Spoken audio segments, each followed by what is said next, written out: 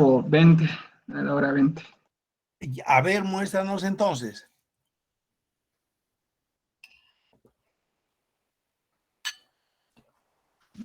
¿Puedes compartir lo que has logrado hacer entonces?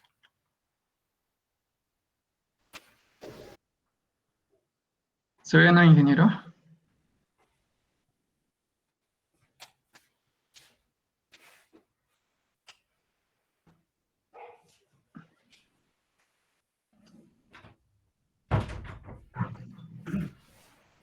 No, estoy por aquí.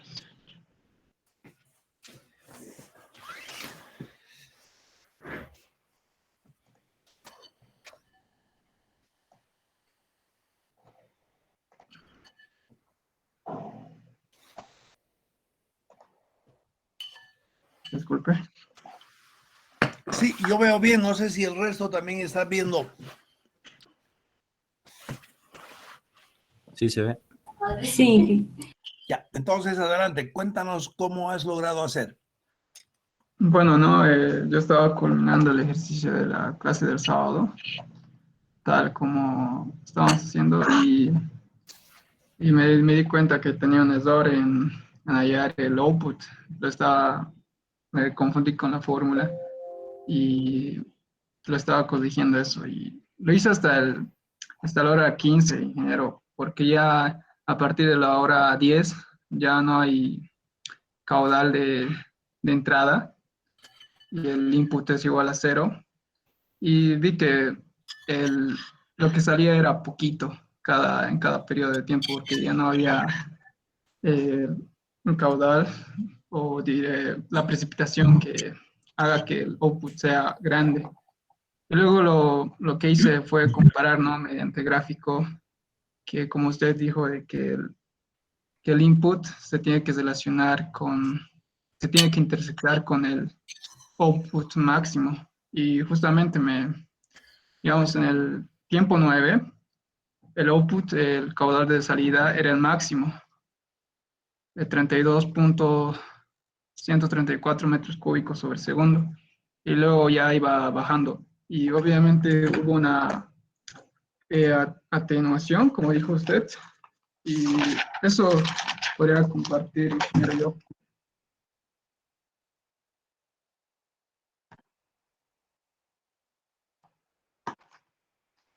En el gráfico que estás presentando, entiendo yo que la salida, el output, también está ahí trazado y casi parece una línea horizontal, ¿no es cierto? Porque hay muy poca variación.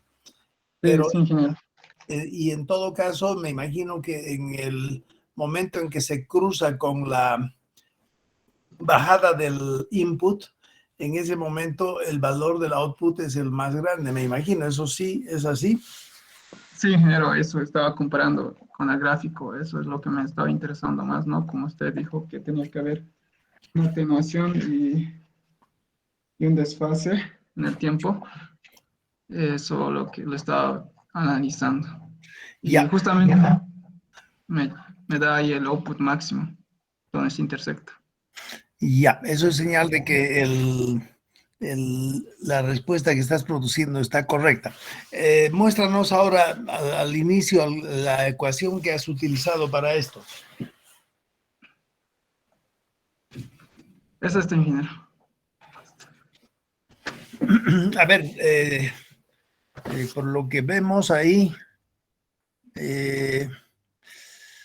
330 por 3600 es lo que ingresa en la primera hora, ¿no? Y lo que sale en esa primera hora es 3600 veces 7.6 por el tirante medio durante esa hora elevado a la 0,5. Y el tirante medio, obviamente, el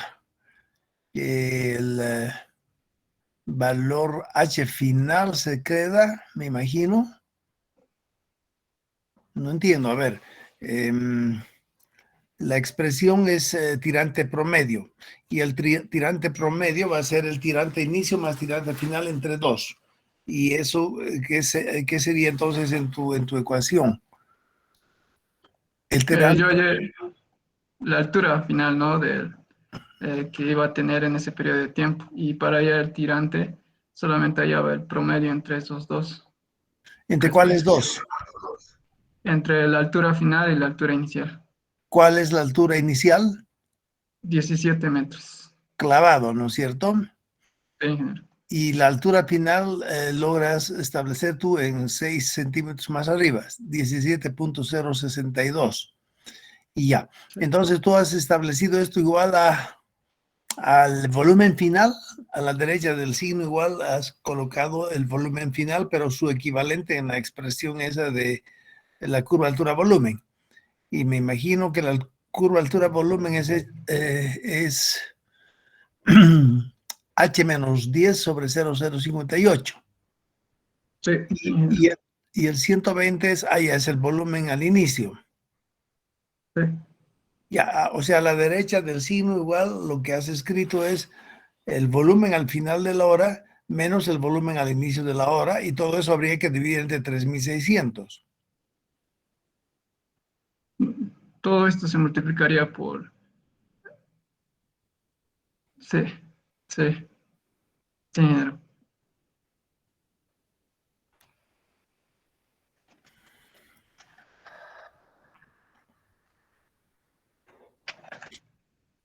A ver, a la izquierda del signo igual, los valores que estás sumando son valores expresados en metros cúbicos. Hectómetros, metros cúbicos sería en el Allá, lado derecho. divides entre... Uy. Este, A ver, 330 por 3.600 son metros cúbicos, Sí, sí, ingeniero. ¿no es cierto? Y esos metros cúbicos los divides entre 1.000.000 para obtener hectómetros cúbicos. Sí, Ya, y el siguiente término también, metros cúbicos, saldría de multiplicar 3.600 por 7.6 tirante medio a la 0,5. Esos son metros cúbicos, y para expresarlos en hectómetros cúbicos, obviamente también los has dividido entre 1.000.000. Y a la derecha también deberíamos tener los valores expresados en hectómetros cúbicos. Y esta expresión es esta. Está correcto entonces, ¿no es cierto? Porque la expresión número 1, la ecuación 1, en esa ecuación, si H lo manejo en metros, V va a resultar en hectómetros cúbicos. En consecuencia, esa expresión 1 que está a la derecha del signo igual está correcto, menos el volumen que había al inicio, que también tiene que estar expresado en hectómetros cúbicos. En esta expresión, en todita la expresión, me imagino que la única incógnita sería H final, porque el tirante promedio durante esa hora sería H final más H inicial, que es 17, dividido entre 2. Ya. Bueno, espero que para todos esté comprendido el trabajo que acaba de mostrarnos Alex Ramos. Por supuesto, este método, ¿cómo le llamaríamos a este método? ¿Cómo le llamarías tú a este método?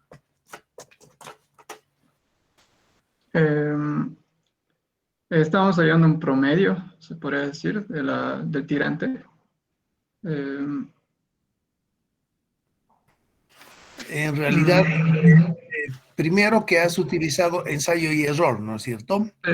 Pero después, al sustituir H final a la derecha por su ecuación, expresada en términos de H final, en ese momento se convierte esto en un método de ensayo y error aplicando Solver. Al final se convierte en un método analítico, ya no es más ensayo y error, ¿no es cierto? Porque la calculadora se ocupa de despejar H final. ¿Y eso cómo lo despejas? Tú me dices, en la calculadora viene ya incluido eso. Sí, sí, ingeniero. Ya, no, ya. Me imagino que si lo haces en Excel, por ejemplo, ahí utilizarías la función solver de Excel, solve for solver. ¿Hay Sí, alguna se estaba viendo eso, pero no sé mucho yo de Excel y Ya. todo eso. Ya, es más o menos igual. La calculadora que tú tienes, ¿cuál es? ¿Una Casio o Eh, no? sí, la Casio, la blanquita. Ya, y tiene ya incluida la forma de resolver una incógnita. Sí, sí, ingeniero. Hay otras calculadoras que tienen la función solve, ¿no es cierto? Que también puede ser utilizada para resolver esto. Ya, ¿hay alguna pregunta del curso? ¿Todo está comprendido para todos? Alex Ramos, tienes entonces 4 puntos que te acabas de ganar. Listo, gracias Alex. ¿Hay alguien más que quiere comentar o presentar o algo? El valor máximo que sale por el desagüe de fondo, ¿o no? Sí, hay el valor máximo que igual es en la hora 9. Ya, ¿y el valor que tú produces se parece al que ha producido Alex? Sí, ingeniero. La cosa es que tal vez los decimales, te decía, yo trabajé con Excel y de ahí trabajé con todos los decimales que me aparecía para verificar que así no cometa ningún error. A ver, muéstrenos. ¿Y en Excel qué ha usado Solver o qué ha hecho? Hay en datos le voy a mostrar. A ver, muéstrenos. Ya. Esto es lo que he hecho en Excel con esta función. Pueden ver, ¿no ve? Porque a veces no se ve. Sí, Sí, sí, se ve. Ya. Esto es lo que... Esta sería la altura. Bueno, trabajé de la altura ya sacada anteriormente. Acá está. Altura en la hora 1 y aquí tenía la el volumen final que se volvió el volumen inicial. Y esta es la ecuación en función de lo que es el H. Entonces, lo único que tenía que hacer para hallar H era ir aquí, datos, análisis hipótesis, buscar el objetivo, donde en definir celda ponía lo que es C1, donde está la incógnita, o sea, la función AH o la función a la incógnita, poner el valor, que sería ahorita en este caso C1, C1, C1, el valor es el valor al cual quiero estar igualada. En este caso yo le he igualado todo a lo que es el volumen final, o en este caso que sería el volumen inicial. Este es el volumen inicial. Entonces todo este dato lo ponía tal acá, todo con todos los decimales.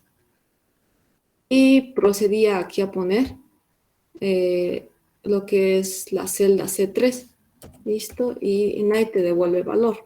Aquí me falta anotar todavía todo estos decimales, pero si lo anoto, sale. Y salió 17,0623 con todos los decimales. Entonces trabajé con esos decimales para sacar el output, que está todo en función del resultado. O sea, todos los decimales ya los he trabajado ahí para sacar también la velocidad final, que para el otro ejercicio, para la otra hora va a ser el volumen inicial. Entonces está en función de H y en función del volumen inicial, todo esa cosa. Y entonces todo así, iterando. Aquí ponemos la función otra vez con diferente input, que es 660, si lo ven acá 660, y otra vez el mismo procedimiento que se hizo anteriormente, con análisis hipótesis y buscar objetivos. Y de nuevo este mismo valor con todos sus decimales, allí lo que es output, allí lo que es el volumen final, que va a ser igual al volumen inicial para este problema, y sucesivamente. Pero hice esto hasta la hora 9, donde la hora 9, esta es la hora 11, sí, 11 ya es. Hora 11, donde la altura ya va a estar, ya está reduciendo. Mira, aquí era 17,8474 y aquí la altura va a ser 17,84070. Está disminuyendo tan poquito y ahí es la diferencia de esto y es menos 6,7 por 10 a la menos 3. Es tan poquito lo que disminuye y haciendo esto tal vez nos haría demorar muchas horas cuando el embalse quede totalmente vacío. Y en la iteración 9 es donde hay el mayor output, es el output, acá, justamente que es el 9, el 10 y el 11. En 9 ya está el pico, 32.11. Y desde ahí va bajando, 32.1101, aquí es 61, va bajando y seguirá bajando con más horas. Eso fue lo que hice, ingeniero. También, eso todo está plasmado en mi cuaderno, más la gráfica que presentó igual mi compañero. Ya, usted ha usado la función análisis de previsión de resultados, algo así, ¿no? Sí, está. Análisis hipótesis. Buscar. Análisis de hipótesis. Sí. Ya, y con ello hace buscar objetivo, que es Sí. básicamente lo parecido a lo que es Solver, ¿no? Pero no está habilitado Solver en su computadora, se nota. Sí, Pero también al final es lo mismo, ¿no? sí, y lo bueno es que aquí trabajamos con todos los decimales, porque si trabajamos tal vez con pocos, varía de gran manera, varía lo que es el volumen final y Claro. con eso varían hartos. Porque hora tras hora eso ya se va influyendo, ¿no? Sí, hasta con los decimales que es en el cuarto, hasta con eso varía.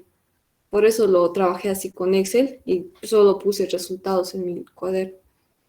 Y espero que el curso haya comprendido. Se puede encarar también entonces con Excel la solución de este problema. Por supuesto que lo que estamos haciendo ahorita es considerar solamente el desagüe de fondo. Después lo que habría que hacer es considerar adicionalmente el rebose por encima del vertedero. ¿Cuál es la altura máxima a la que llega a esa hora, 9, 10? ¿Nos puede decir, Soledad? La altura máxima era 17,86, es el máximo. Después en la hora 9 va bajando 17,85, en la hora 10, 17,84 y así va bajando. Ya, entonces fíjense que si se tratara de hacer un diseño y que este embalse solamente tuviera el desfogue por abajo, el desagüe de fondo, entonces la presa por lo menos tendría que tener una altura de 17,86 para evitar que también el agua rebalse por arriba. Entonces, a partir de ahí ya podríamos, dentro del diseño, si es que solamente está considerado un desagüe de fondo, la altura para que no rebalse a condición de que llegue esa crecida y que tiene un cierto periodo de retorno, la altura del embalse debería ser más alta que 16,80 y tantos, ¿no es cierto? Y ya. Bueno, ¿hay alguna pregunta, alguna duda en el curso? Bueno, espero que este tema esté comprendido. Lo único que estaría faltando es que ustedes puedan resolver esto utilizando el método PULSE. ¿Hay alguien que ha empezado a hacer algún ejercicio, alguna solución con el método PULSE? ¿Tienen ya una... Quiero fijarme en el Classroom si tienen algún ejercicio. No solamente está ahí indicado el tránsito a través del desagüe de fondo. No hay ningún ejercicio todavía. Acá hay un tránsito PULSE, vamos a ver. No, esta es la teoría que tienen que leer. A ver, tal vez valga la pena que yo les muestre eso para que el momento que lean ustedes puedan comprender de qué se trata. Toda la pantalla.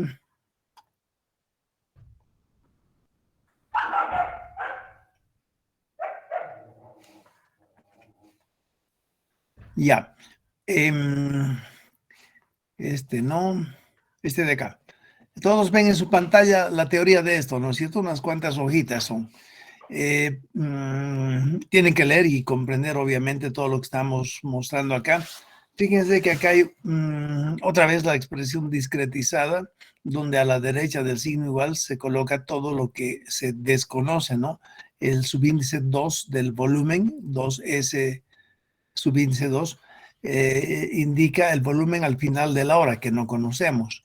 Y el O subíndice 2 también indica el caudal que instantáneamente sale al final de la hora, que tampoco conocemos. En esta expresión, entonces, los datos de input que necesitan ustedes son valores completamente instantáneos, ya no valores que son tomados como constantes durante toda la hora, como es el caso de lo que acaban de presentar Alex y también Soledad, ¿no es cierto? En este otro tema son valores instantáneos que necesitamos considerar.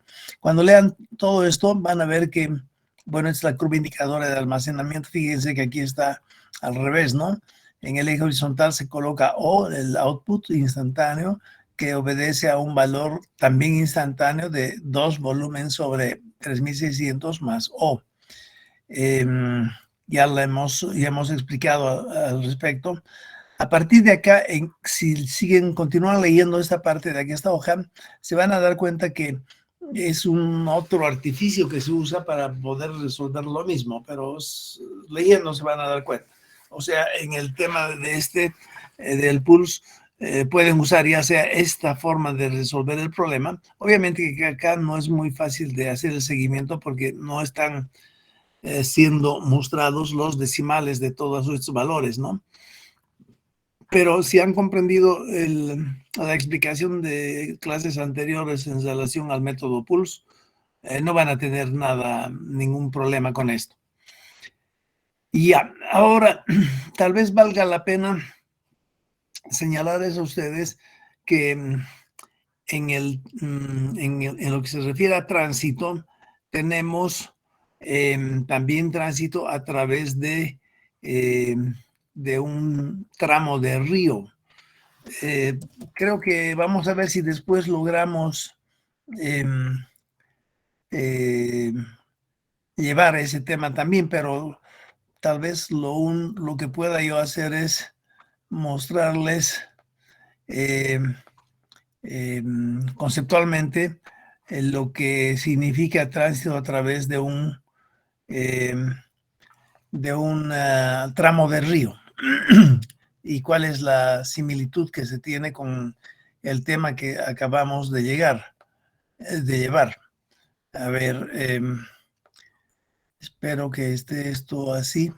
Ya están visualizando ustedes una pantalla azul, espero.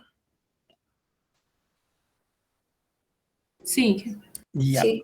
veamos que pueda yo escribir sobre ella un poco para que vean dónde también encaja el tema del tránsito de avenidas o tránsito de un hidrograma. Obviamente que este tránsito que acaban de mostrar ustedes se aplica también a valores que no sean una crecida, puede ser simplemente un valor que continuamente ingresa en el embalse y que tiene eventualmente variaciones y necesitamos poder determinar cuál es el valor que se produce al salir por un embalse. Cuando hablamos de tránsito a través de un tramo de río, voy a encontrar mi lápiz electrónico. A ver, que tenemos por un lado el tránsito a través de un embalse, eso ya está clarito, ¿no es cierto? Y en este tema el resultado sería el hidrograma de entrada, input, y paralelo a ello tendríamos que también mostrar acá el hidrograma de salida, output, ¿no es cierto? Ese sería el tránsito a través de un embalse. Perdón. Cuando tenemos, a ver, con otro color blanco, es más fácil. Supongamos que tenemos aquí un tramo de río o canal, cualquiera de los dos, y tenemos un nivel de agua inicial, y nos ubicamos acá en la sección 1, y después nos ubicamos en la sección 2. Obviamente, todo tiene que empezar a partir del momento en el que tanto el caudal en la sección 1 es exactamente igual al caudal en la sección 2. Aquí obviamente tenemos una longitud que puede estar expresada en kilómetros. Entonces, esa es la situación de inicio. Un caudal que está ahí escurriendo en toda la longitud L. En el instante inicial, el caudal que registramos en la sección 1 es exactamente igual al caudal que registramos en la sección 2. En esa situación llega una variación, llega un hidrograma si quieren, es el input acá, y de lo que se trata es de establecer el output. ¿Cuál será el output acá? ¿No es cierto? Y una vez que se logre realizar el problema, resolver el problema, tenemos el input, que es este aguas arriba en la sección 1, y finalmente el output va a ser un hidrograma que tiene esta forma. Fíjense que en esta segunda tránsito, el caudal pico no necesariamente cae exactamente en la bajada del hidrograma de ingreso.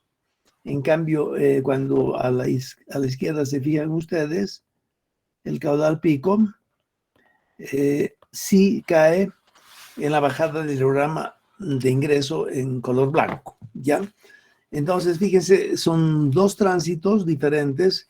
El primero hemos dicho tránsito a través de un embalse, y en el segundo caso, el tránsito se lo realiza a través de un tramo de río, o tramo de curso de agua, tramo de río, digamos, porque puede ser un canal también, ¿no es cierto?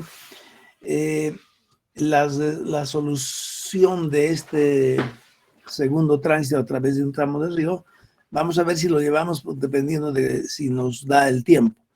Obviamente, si ustedes leen un texto de hidrología en el que tienen este tema de tramo de río, el tránsito a través de un tramo de río, si leen con detenimiento, no hay donde perderse, pueden solitos aprender el método. Obviamente son métodos hidrológicos que estamos tratando acá.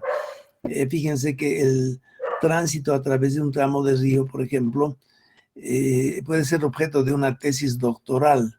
Yo asistí a una defensa de tesis doctoral del método mucho más complejo, por supuesto, que se utiliza para poder transitar esa onda de avenida y aguas arriba hasta L kilómetros aguas abajo, pero el método que se puede emplear ahí puede ser tremendamente complicado para resolviendo las ecuaciones de momento y las que sean necesarias, hasta lograr llegar a un método simplificado.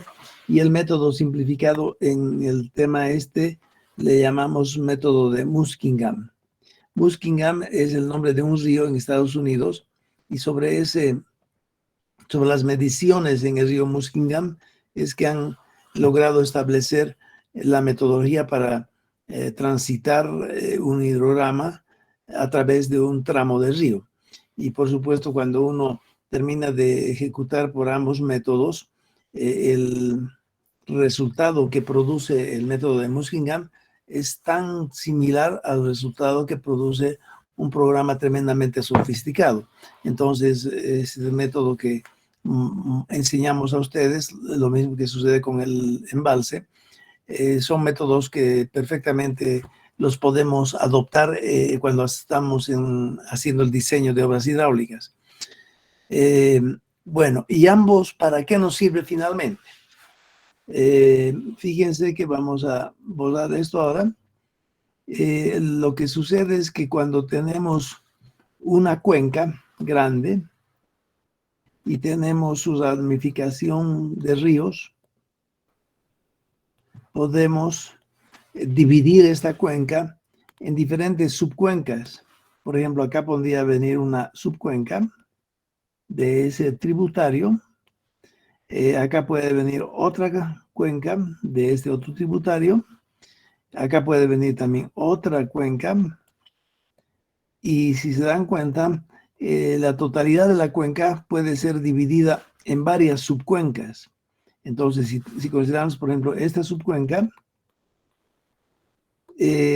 para poder al final producir el hidrograma que resulte acá, Q en función del tiempo, lo que los modelos hidrológicos hacen es, por ejemplo, considerar primero el área achurada en color rojo, se hace llover sobre toda esa área y la lluvia que incide en esa área, en esa subcuenca, a través de un método, es transformada en un hidrograma a la salida de esa cuenca. Ese hidrograma lo dibujaremos, por ejemplo, en color amarillo.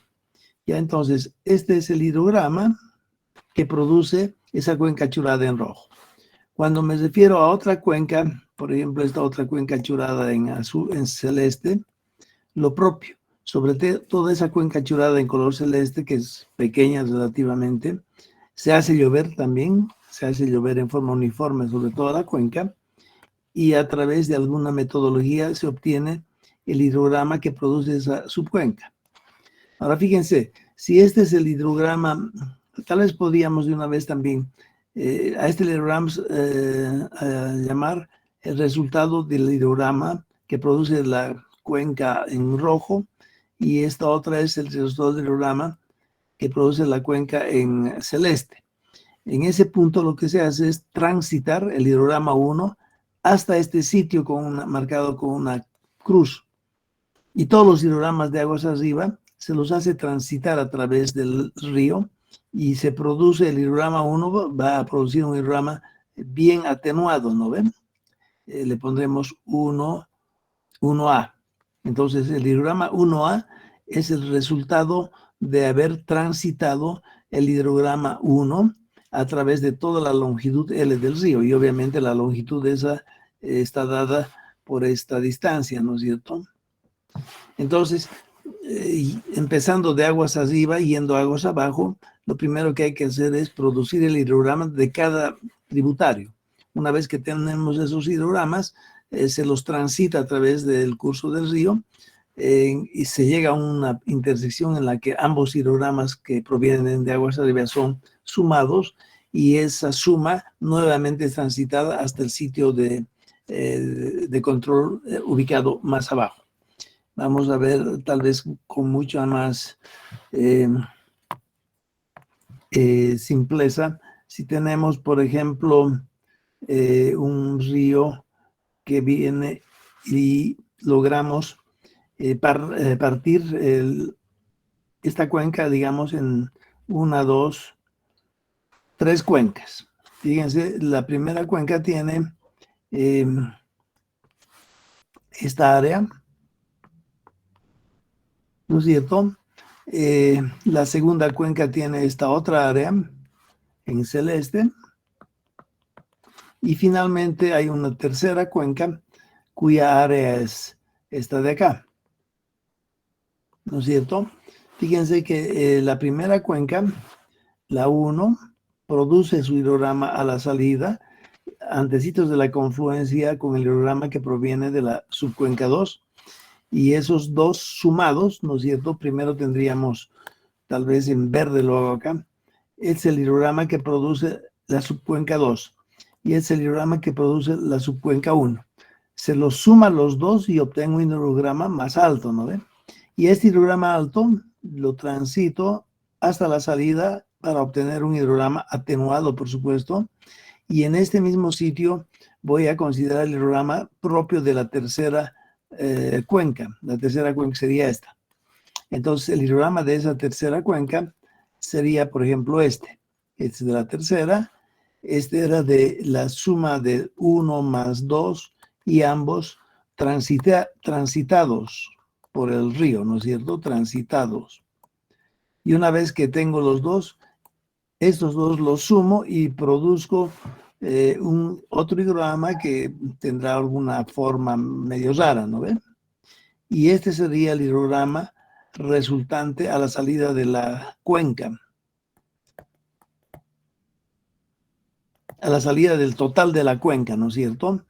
Y eventualmente en este mismo sitio se puede pretender colocar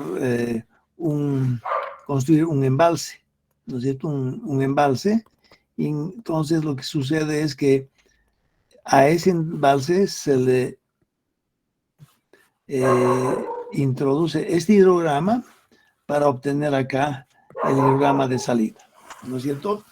Entonces, es así como funcionan los modelos hidrológicos y obviamente hay muchísimos modelos, cada uno diferente, pero en principio, conceptualmente, lo que hace un modelo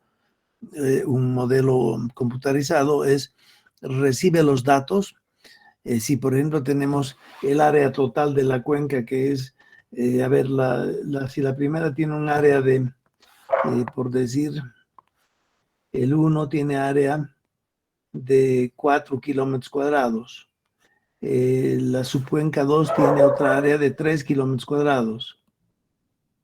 Y la tercera subcuenca tiene un área de 5 kilómetros cuadrados, ¿no es cierto? Y en total, el área total de la cuenca sería 4 y 3 son 7 y 5, 12 kilómetros cuadrados. Entonces, la cuenca tiene un área total de 12 kilómetros cuadrados y ha sido subdividida en 3 subcuencas, de manera que la primera va a tener, por ejemplo, 4 kilómetros cuadrados, la segunda 3 kilómetros cuadrados y la tercera 5 kilómetros cuadrados. Y sobre cada una de las 3 subcuencas se hace llover uniforme en forma continua sobre toda la extensión del área y podemos transformar eso en un hidrograma que es producido por la subcuenca 1, otro hidrograma que es producido por la subcuenca 2. Esos 2 hidrogramas se suman. Fíjense que el eje horizontal del tiempo tiene que ser único para todas las subcuencas. Se suman los 2 hidrogramas, el 1 y el 2, y obtengo un otro hidrograma. Y ese hidrograma lo transito a través de la longitud L hasta la salida, y ahí me paro y recibo sobre en ese sitio el hidrograma producido por la subcuenca 3. Sumo los 2. Entonces, se indica acá que esto proviene de la sumatoria la sumatoria de 1 más 2 transitado hasta la salida. El 3 es el hidrograma producto de la tercera subcuenca. Sumo los 2 y obtengo este de acá. Y este de acá es el hidrograma que eventualmente va a entrar en una presa que uno está diseñando a la salida de la cuenca. Y la presa obviamente nos va a devolver el hidrograma que sale como transitado a través del vertedero. Ya, entonces eso es así en reglas generales lo que hace un modelo hidrológico que produce el hidrograma de crecida en todo sitio donde uno le indique. Obviamente acá son solamente 3 subcuencas, pero la cuenca del río Bala, por ejemplo, que alguna vez les mostré, tenía como unas 60 subcuencas, y las 60 subcuencas siguen el mismo procedimiento que les muestro aquí en la pizarra, y al final el modelo lo que hace es producir el hidrograma a la salida de esa cuenca tremendamente grande, y ese hidrograma obviamente nos sirve para poder transitarlo en el embalse, futuro embalse que se está diseñando en el sitio mismo, ese que le llaman en Rurrenabaque, el angosto del Bala. Ese es el proyecto del Bala. Y obviamente este mismo procedimiento ha sido aplicado para el Río Grande en el proyecto Rositas, que tiene una cuenca tremendamente grande también. Ya entonces, ya se dan cuenta conceptualmente cómo funciona. ¿Hay alguna pregunta al respecto?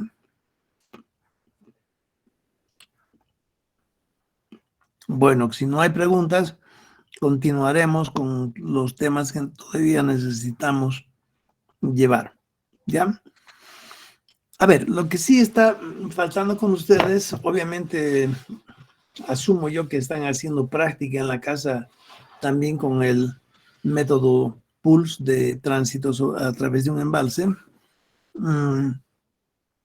Hay algunos temas que nos está faltando llevar. Uno de ellos tiene que ver con el dimensionamiento de tuberías de desagüe. Espérenme un momentito, por favor, voy a responder el teléfono.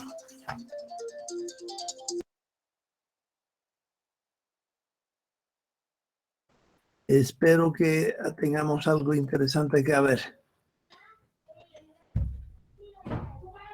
Ya. Antes de ello, mejor mostrarles la gráfica misma de una curva de intensidad, duración y frecuencia, que es lo que necesitan también en sanitaria ustedes.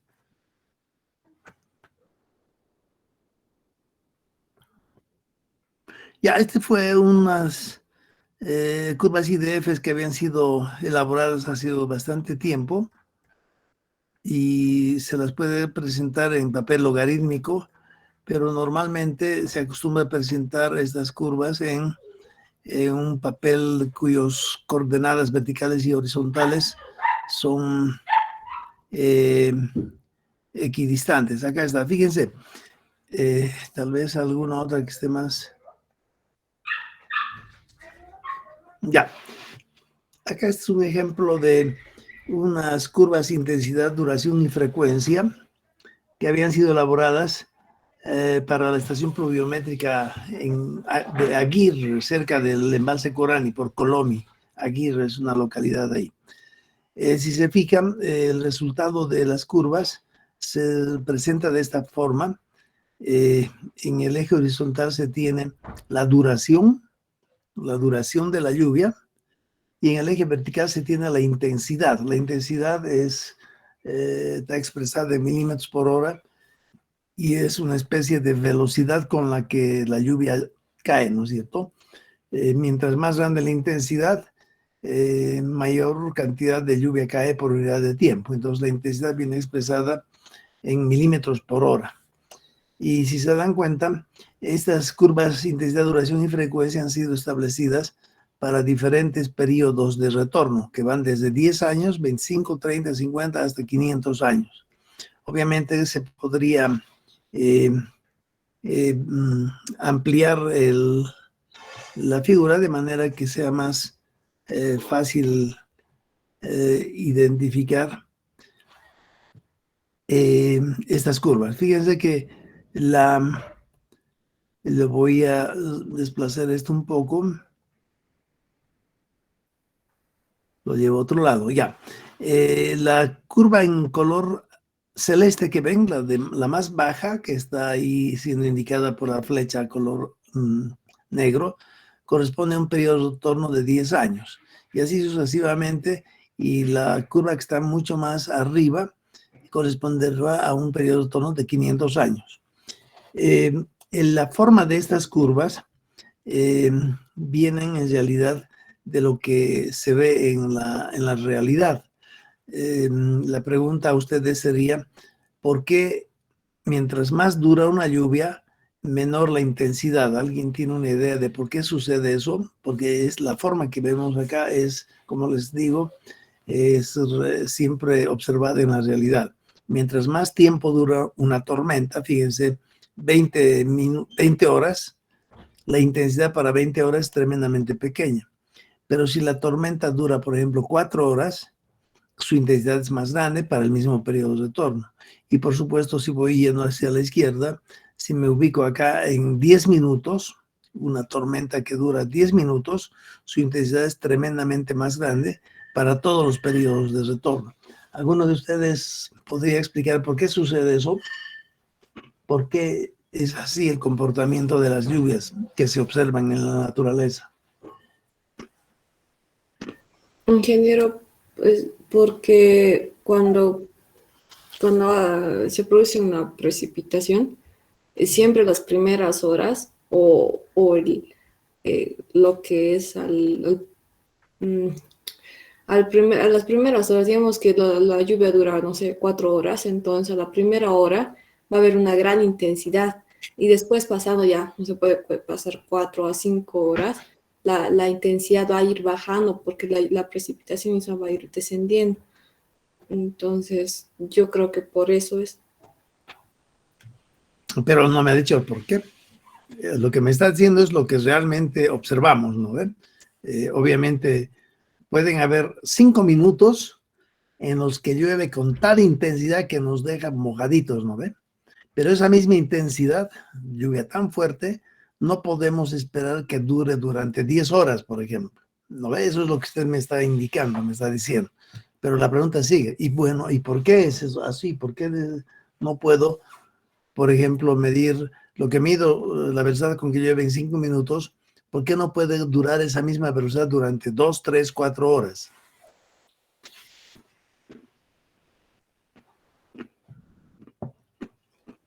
¿Qué se les ocurre?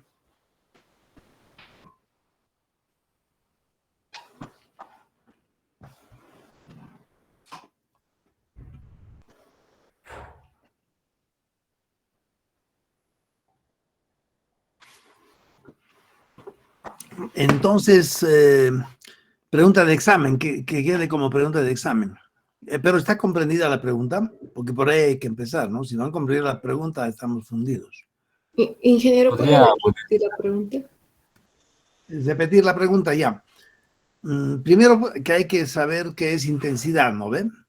Intensidad, que se la expresa en milímetros por hora, es la velocidad con que llueve, ¿no ve? En una hora llueve 40 milímetros, pero en esa misma hora puede llover 80 milímetros o 120 milímetros en una hora, ¿no ve?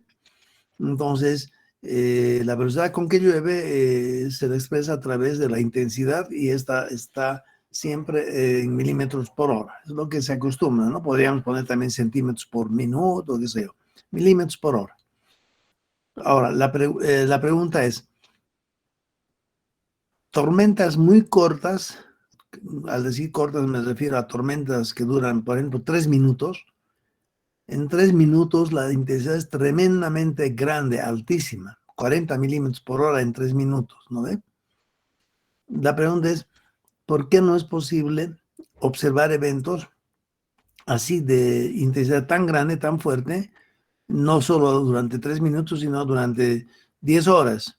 ¿Será que durante 10 horas llueva con esa misma intensidad con la que hemos visto llueve un evento de 3 minutos? En 3 minutos nos toca una lluvia tan fuerte, tan intensa, que nos deja mojaditos, ¿no ven? Pero esa misma intensidad no perdura en el tiempo, no permanece constante durante 4 horas, ¿no ve? Y en consecuencia es lo que tenemos, es lo que se ve ahí en la figura, ¿no? Mientras más dura la lluvia, en horizontal está la duración de la lluvia, menor su intensidad. La pregunta sería, ¿por qué sucede eso físicamente? ¿Cómo podríamos explicar eso? Ingeniero, físicamente, Sí, tiene que ver con las propiedades, ¿no? Físicas y etcétera. Es que se me ocurre que una nube, bueno, o sea, esto pasa por el simple concepto de la condensación, y cuando una nube ya es bastante densa y demás, entonces, en, según yo, esto dependería más del calor, por así decirlo, se me ocurre porque el choque de estados va a hacer que condense y el agua empiece a caer, pero mientras más cae, entonces el mismo ambiente se va enfriando.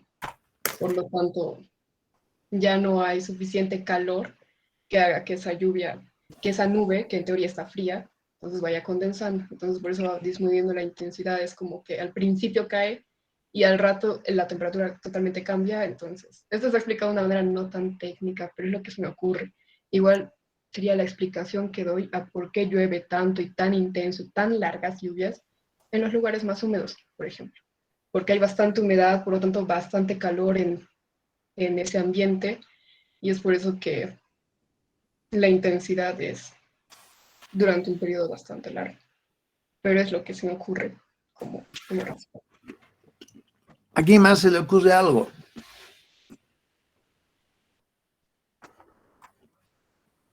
Bueno, sí, Se me ocurre por que la intensidad está en unidades de milímetros sobre hora. Entonces, mientras más corta sea la hora, mayor será la precipitación que caiga. Y mientras más larga sea la duración de la lluvia, entonces, como el denominador es mayor, entonces la precipitación se va a reducir, por lo tanto, la intensidad va a ser menor. Por lo tanto, No, porque si nos imaginamos que estamos viajando en un auto y yo voy a acelerar de manera que corro a 100 kilómetros por hora, pero esos 100 kilómetros por hora los puedo mantener constantes durante 3 horas. Entonces yo manejo durante 3 horas y todo el tiempo mi velocidad ha sido 100 kilómetros por hora. Eso no sucede con unas lluvias. Una lluvia que tiene 20 milímetros por hora, por ejemplo, acá abajo, no puede ser que los 20 milímetros por hora se mantengan todo el tiempo, digamos, 4 horas, 8 horas, 10 horas, 20 horas, con esa intensidad de 20 milímetros por hora. No existe eso, imposible, no se ve eso. Sí se ve que mientras más pequeña la duración, considerando, por ejemplo, 3 minutos, pues en 3 minutos se cae el cielo con una intensidad tremendamente grande. Y eso lo verificamos en esta figura, ¿no ve? Mientras más pequeña la duración en la horizontal, la intensidad cada vez más grande. Para un periodo de torno dado, por ejemplo, el de 10 años que está ahí abajo, ¿no ve? Lo que me están diciendo, obviamente, es lo que se percibe, lo que se registra en la naturaleza, ¿no ve? Pero la pregunta es, ¿y por qué la naturaleza es así? Contrariamente que si yo estoy en un auto y voy a una velocidad tremendamente grande, 100 kilómetros por hora, y puedo mantener esa velocidad si es que afuera me lo permiten, ¿no? Si es que el camino es recto y todo, puedo mantener 100 kilómetros por hora durante 3 horas. En cambio, con la lluvia no. Una intensidad grande que solamente dura, por ejemplo, unos cuantos minutos, pero no puede durar todo el día la misma intensidad de lluvia. La verdad, con que llueve tan alta, no puedes continuar todo el día. ¿Por qué no puede eso? Se van a dar cuenta. A ver, entonces, hagamos lo siguiente. Algunas puntualizaciones. Ya hemos visto un poco de eso también al inicio. La precipitación P se la mide en milímetros, ¿no es cierto? P está siempre medida en milímetros. Vamos a hacerlo más amplio para que puedan ver. Esa es la precipitación. La intensidad se mide siempre en milímetros por hora. Es la misma unidad que la velocidad, ¿no ve? Y obviamente la duración de la lluvia D se la mide, por ejemplo, en horas. Habíamos dicho en una clase que si yo tengo acá, a ver, vamos a hacer un grafiquito en el que podemos mostrar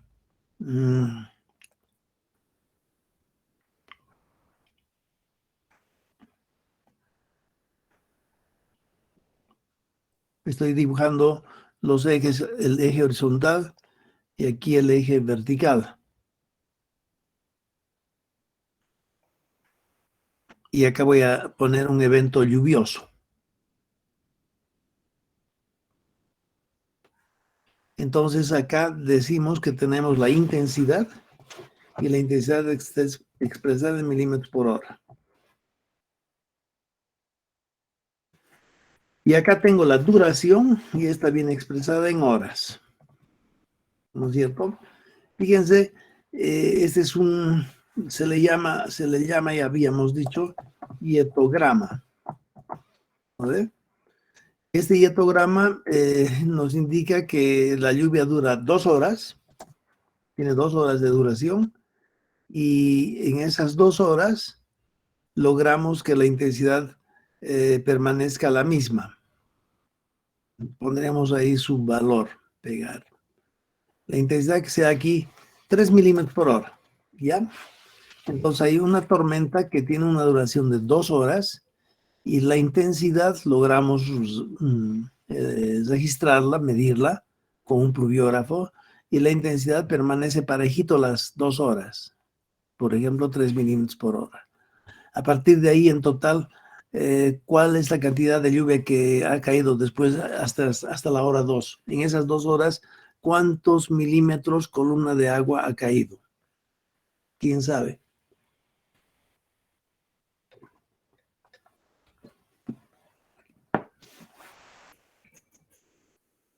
¿Cuánto de intensidad dijo, ingeniero? Ahí estará 3 milímetros por hora.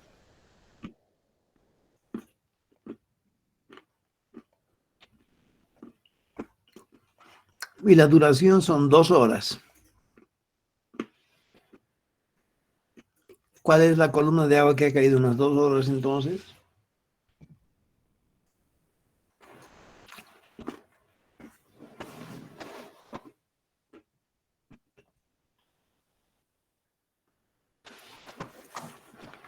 Si llueve durante 2 horas y la intensidad de lluvia permanece constante, 3 milímetros por hora, al cabo de las 2 horas, ¿cuál será la columna de agua que ha caído? 6 milímetros. 6 milímetros, ¿no es cierto? Simplemente multiplicar 2 milímetros por hora por, perdón, 2 horas por 3 milímetros por hora, ¿no es cierto? Se va hora con hora, arriba estaría como denominador hora, y abajo sería milímetros por hora. Entonces, el resultado va a ser, la precipitación total son 6 milímetros por hora. Y lo colocaremos ahí, digamos, 6. ¿Se dan cuenta? El contenido de este hietograma proviene de multiplicar la base por la altura. La base son 2 horas y la altura son 3 milímetros por hora. Y eso resulta igual a 6 milímetros. ¿Está clarito eso? 6 milímetros. Entonces se dice que las 3 variables están relacionadas de esa forma. En este hietograma, si calculo el área que contiene ese hietograma, el área es la base por altura. La base son 2 horas y la altura son 3 milímetros por hora y eso resulta igual a 6 milímetros. Entonces, después de las 2 horas, si yo coloco un recipiente que reciba esa agua de lluvia, pues recipiente con paredes verticales, al final de las 2 horas se va a acumular dentro del recipiente 6 milímetros, columna de agua, ¿no ve? Entonces se dan cuenta la relación que existe entre intensidad, entre precipitación total y duración. Eso es importante que se den cuenta. Entonces, estas curvas, una vez que lo que vamos a hacer es lograr elaborar estas curvas, ya sea a partir de datos de pluviógrafo o ya sea a partir de datos de pluviómetro. La diferencia entre esos dos es que el pluviógrafo me puede registrar lo que llueve cada 10 minutos, todo el tiempo. En cambio, el pluviómetro solamente me registra lo que llueve cada día. Y habíamos dicho que normalmente en Bolivia los que están a cargo de un pluviómetro miden la cantidad de lluvia caída entre las 7 de la mañana de hoy y las 7 de la mañana de mañana. Y lo anotan en el día siguiente, ¿no es cierto? Entonces, un pluviómetro nos da valores de precipitación. El 1 de enero, cuánto llueve, el 2 de enero, cuánto llueve, el 3 de enero, cuánto llueve, etc. Eso es lo que me da como información los registros pluviométricos. En cambio, los registros pluviográficos me pueden dar información de cuánto llueve, no cada día, sino cuánto llueve cada 10 minutos. Y obviamente acumulando esos valores para cubrir todo el día, en ese momento tendré la precipitación total caída en ese día. Ahora, estas curvas las vamos a lograr elaborar a partir tanto de datos pluviográficos como también a partir de datos pluviométricos. Lo que sucede en Bolivia, sobre todo en Bolivia, es que se tiene muchos datos, bueno, más o menos muchos datos pluviométricos, pero se tiene muy pocos datos pluviográficos, porque los datos pluviográficos provienen de un pluviógrafo, que es un instrumento más sofisticado. Si tiene que medir la lluvia que incide en ese sitio cada 10 minutos, no puede haber una persona que cada 10 minutos esté colocando su reglita dentro del pluviómetro y decir, en esta hora acaba de llover tanto, en esta hora acaba de llover tanto, cada hora, ¿no? La ventaja del pluviómetro es que lo podemos regular de manera que nos proporcione precipitaciones cada 10 minutos, ¿no ven?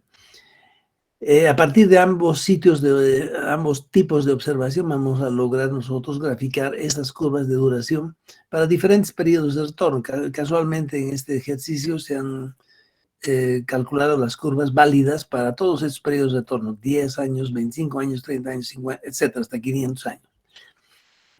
¿Para qué nos sirve? Fíjense que estoy ahora explicando el por qué necesitamos conocer estas curvas IDF, intensidad, duración, frecuencia.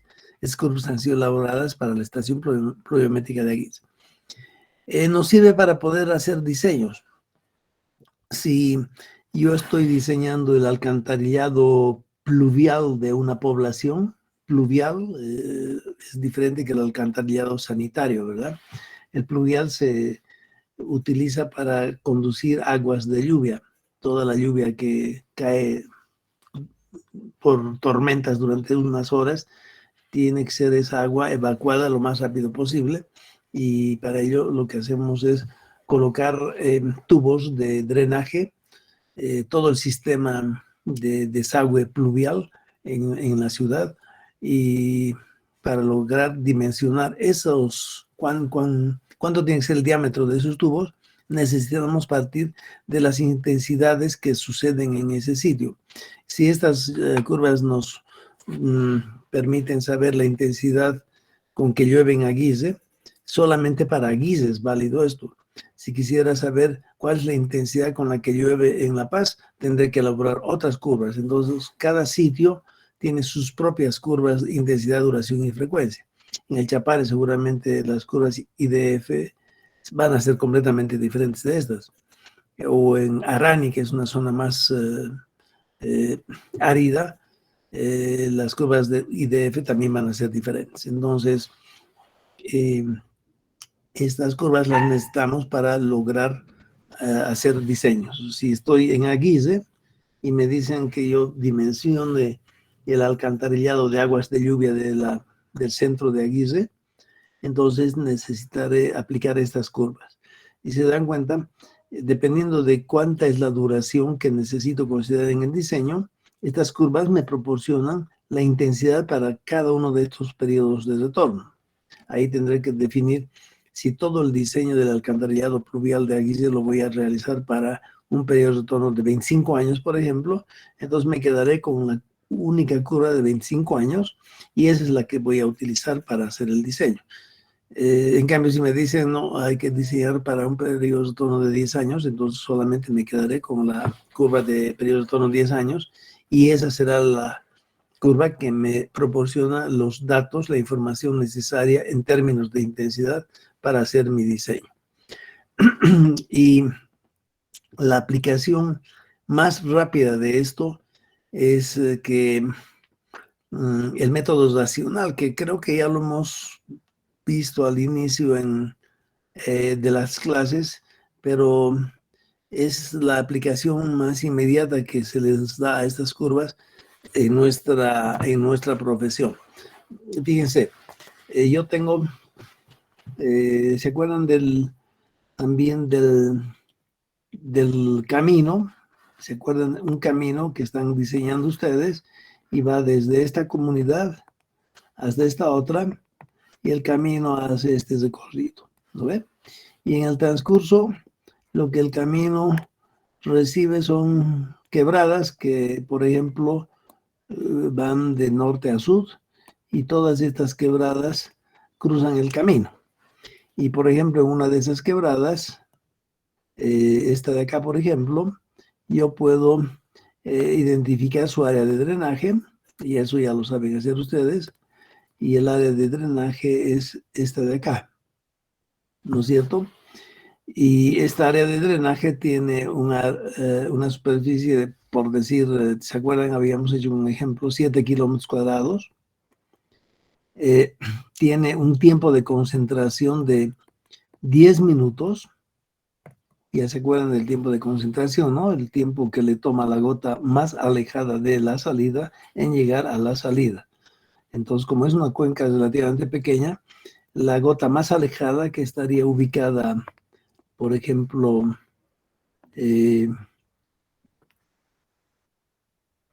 aquí, en este sitio, es la gota más alejada de la salida, y en todo su recorrido tiene que lograr cubrir L kilómetros.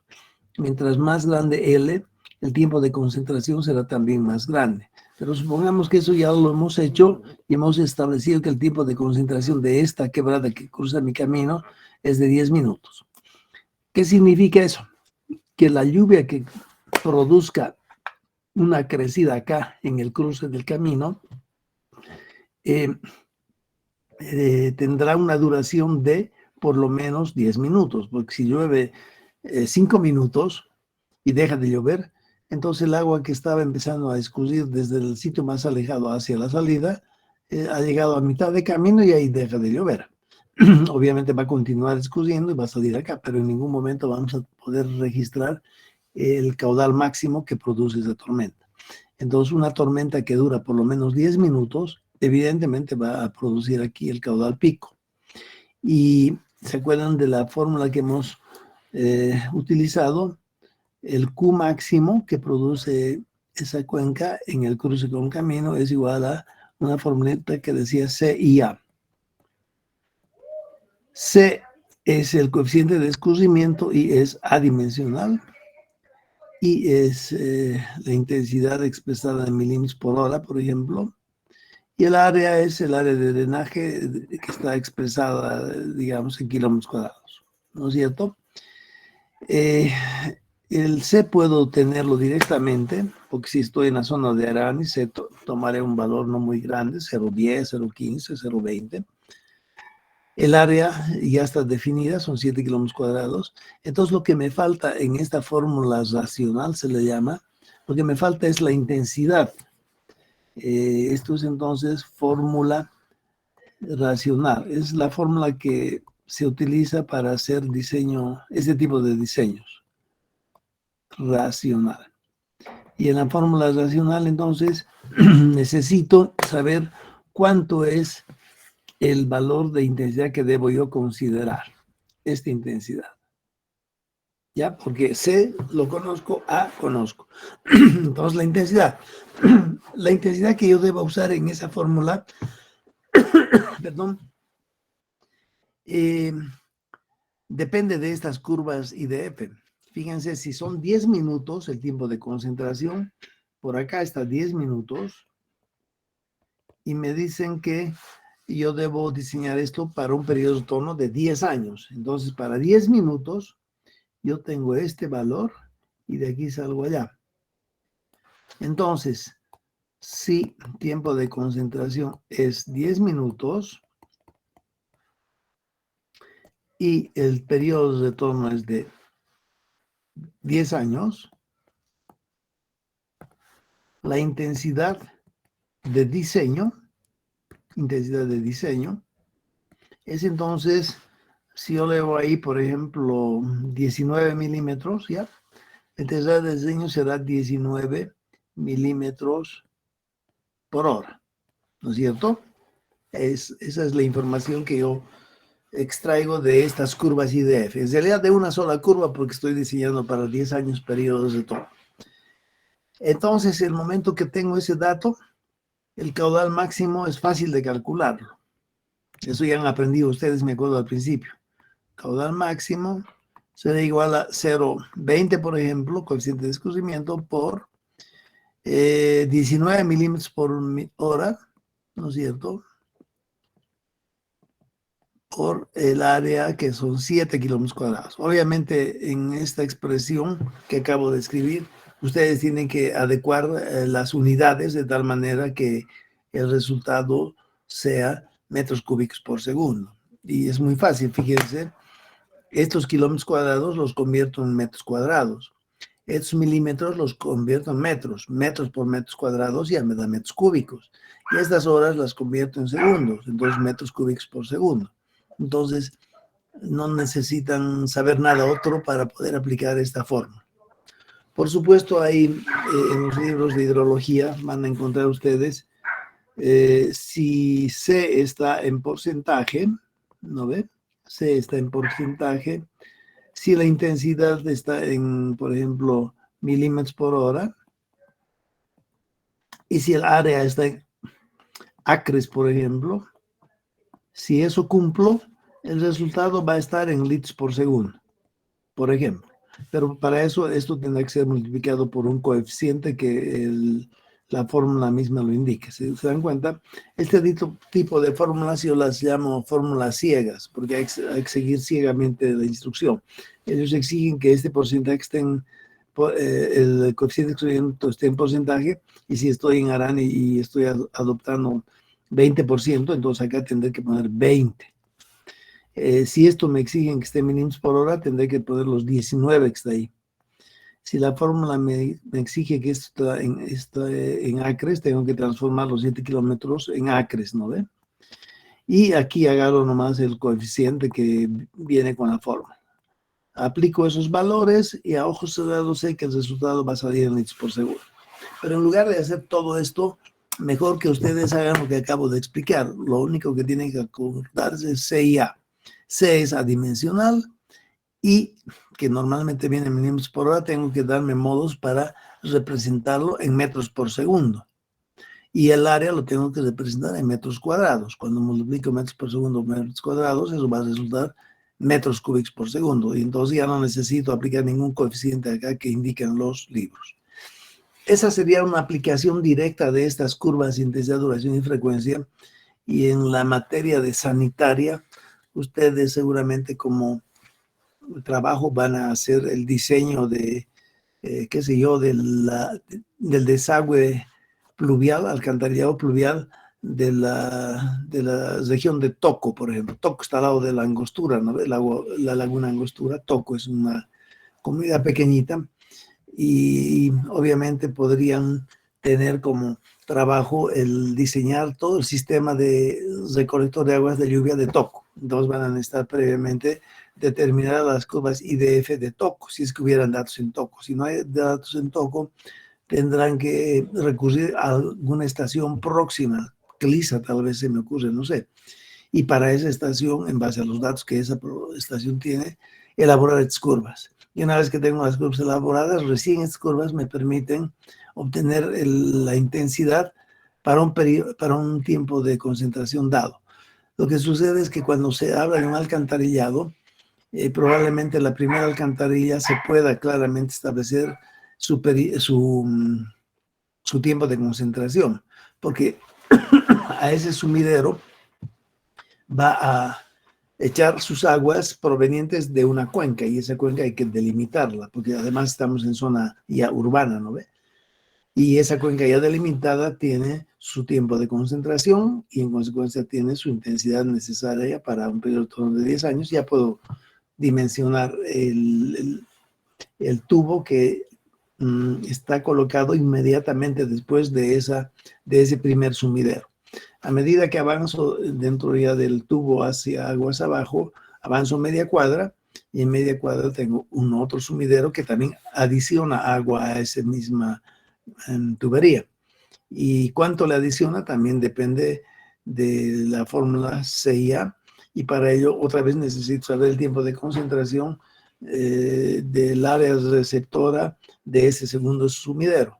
Y obviamente sé el coeficiente de escurrimiento, y así voy avanzando dentro del alcantarillado desde la parte de arriba hacia aguas abajo. Mientras más avanzo aguas abajo, el tiempo de concentración ya se hace más grande, porque tendré que tomar en cuenta desde el primer sumidero. En fin, hay técnicas bien definidas para lograr hacer eso, y cada vez necesito recurrir a esta figura, porque cada vez el tiempo de concentración aquí va variando, y en consecuencia tengo un nuevo valor de intensidad que tengo que tomar en cuenta para los tramos aguas abajo. A medida que voy avanzando, seguramente el caudal se va incrementando, y en consecuencia el diámetro de la tubería va a irse también incrementando. Obviamente tiene que ver también con la pendiente en la que está dispuesta la tubería. ¿Está comprendido hasta ahí? ¿Para qué sirven estas curvas? Lo que podemos hacer, porque ya estamos sobre la hora, yo voy a subir al Classroom un poco la teoría de esto, y lo más importante es el lograr elaborar nosotros mismos estas curvas. Y eso lo vamos a hacer en la próxima clase. ¿Hasta ahí hay alguna pregunta? Ninguna pregunta. Bueno, si no tienen más preguntas, Una pregunta, por favor. adelante. La nota de los exámenes, ¿cuándo nos Ay, va? me he olvidado enviarles. Les prometo, les voy a enviar. Ya las tengo. Ahora mismo voy a enviar a los auxiliares para que ellos les hagan llegar. En esas notas he tenido que hacer algunas peripecias porque el grupo que tenía como pregunta el modelo AR1, les he tenido que en su conjunto aumentarles nota porque si no todos estaban muertos. O sea, el grupo que peor nota ha sacado en una pregunta es ese que ha tenido el tema de AR. Entonces, para un poquito equilibrar con el resto, porque algunos me han dicho es que el resto ha tenido preguntas más fáciles que nosotros. Eso he tomado en cuenta para que un poquito suba la nota de esas personas que tenían como pregunta el modelo autoagresivo. Ya, y bueno, esas notas las voy a enviar, las tengo ya y además incluyen todos los puntos que han podido ir ganando en el transcurso de las clases y también están adicionadas ahí el valor que han sacado, la nota aditiva de los auxiliares. La máxima nota era 10, ¿no? Hay personas que han sacado 10, entonces 10 es sumado a lo que estaba ahí.